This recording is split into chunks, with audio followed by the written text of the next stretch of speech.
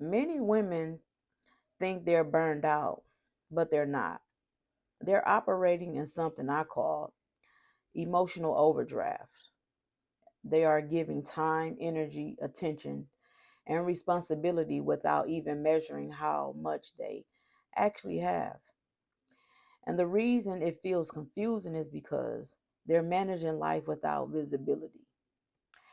Not a motivation problem, not a discipline problem, but a measurement problem. Here's the pattern: women are making life decisions without ever seeing the full picture of their lives. They're managing pieces, not the whole. They're reacting month to month, season to season, but they've never stepped back and asked the foundational question: what is actually going in and what is actually going out of my life? That's because most women never build what I call a personal balance sheet, and that omission costs them more than they realize. So let's define the system. See, in business, a balance sheet shows you three things: what you own, what you owe, and what you actually have left. It's not emotional, it's not aspirational, it's factual. A personal balance sheet works the same way, but instead of money, we're looking at energy, time, emotional labor, focus, and capacity. Here's where most women start to recognize themselves: when they start asking themselves questions like, what is it giving me? What is draining me? And what's quietly costing me more than I can afford? See, I come from a finance background, so I look at life through systems and measurement. And once I started applying that to life decisions, a clear pattern emerged. Most women have never been taught to assess their life this way. They've been taught to cope, to push through, and to normalize depletion. Which brings me to the first step of my clarity compass: awareness. This is the part many women unintentionally avoid.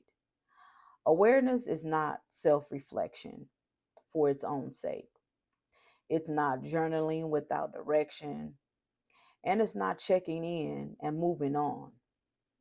Awareness is an audit, and most women avoid audits because audits reveal truth, and truth demands change. That's the first reason women don't build a personal balance sheet. They've been conditioned to prioritize responsibility over their reality. Here's what this looks like in real life: women are rewarded for holding things together, for being dependable, and for absorbing more without complaint. So instead of asking, is this sustainable? They ask, can I handle it a little longer? See, awareness threatens the identity of being the one who manages. Because once you see the numbers clearly, you can't unsee them. The second reason women don't build this system is even more common. They confuse endurance with strength. This is where most women get confused. Endurance looks noble, it looks mature, it looks like resilience. But endurance without assessment leads to slow erosion. When you don't track what's draining you, you assume that you are the problem. You think, I need to be more disciplined. I need to try harder. I need to get better at balancing things.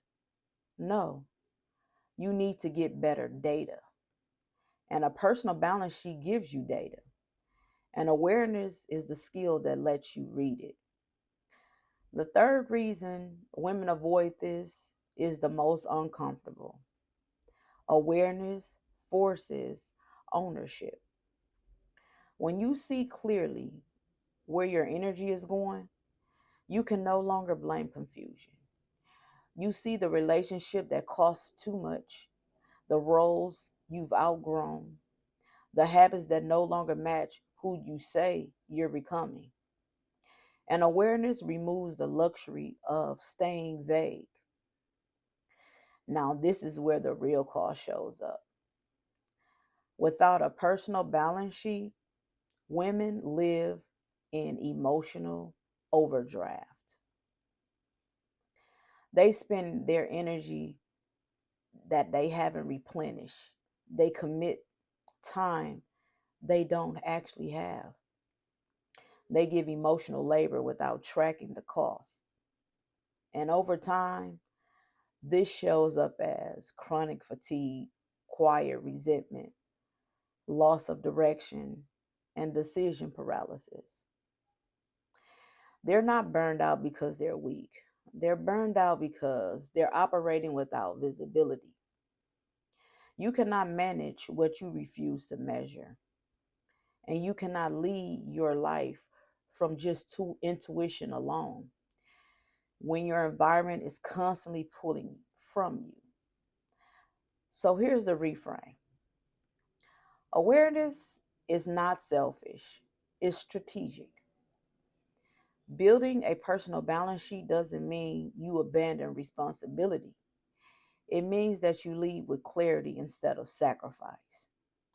This is what awareness actually looks like in practice. You stop asking, how do I keep up?